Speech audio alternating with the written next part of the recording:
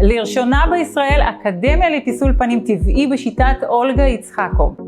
הליך פיסול פנים טבעי הוא טיפול הוליסטי שמתמקד בנקודות ספציפיות בפנים ומאפשר חיזוק שרירי הפנים והעלמת קמטים ללא ניתוח והזרקות.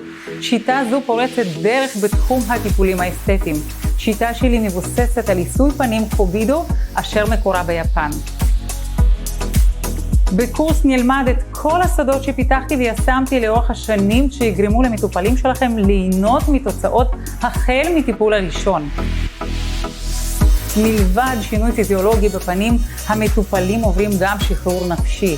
למקצוענים שיעברו הכשרה מובטחת זרימת לקוחות ובהתאם לכך הכנסות.